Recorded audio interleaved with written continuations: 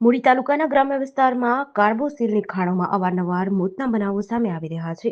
ત્યારે મૂળીના વગડિયા ગામે મેરડીમાં મંદિર સામે ચાલતી કાર્બોસિલની ખાણમાં વગડિયાના જ યુવકનું મોત નિપજતા ચકચાર મચી છે.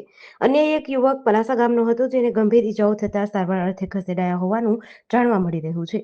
બીજી તરફ બનાવની જાણ થતાં જ ચોટીલા પ્રાંત અધિકારી ઘટના સ્થળે દોડી આવી વધુ તપાસ હાથ ધરી હતી. જ્યારે ખાણમાં પલાસા ગામના યુવકને ગંભીર ઇજાઓ પહોંચતા સારવાર માટે ખસેડાયાનું જાણવા મળ્યું છે. મારે આ કાકાના છોકરો ઓફ થઈ ગયો પણ એ વગડિયા તાલુકો મૂળી જિલ્લો સુરેન્દ્રનગર મેરડીમાંની સામે ઓલી વાડીમાં ખાતા કામ કરતો, મજૂરી કામ કરતો હતો.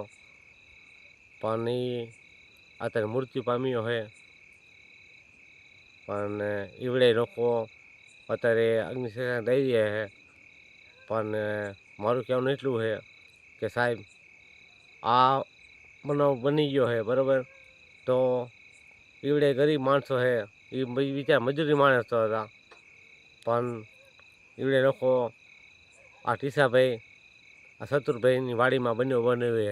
આજની અત્યારનો બનાવ બન્યો છે. તો એવડે લોકો પૈસાથી પોલીસવાળા જેડીસી ન્યૂઝ સાથે જયદેવ ગોસ્વામી, મૂડી.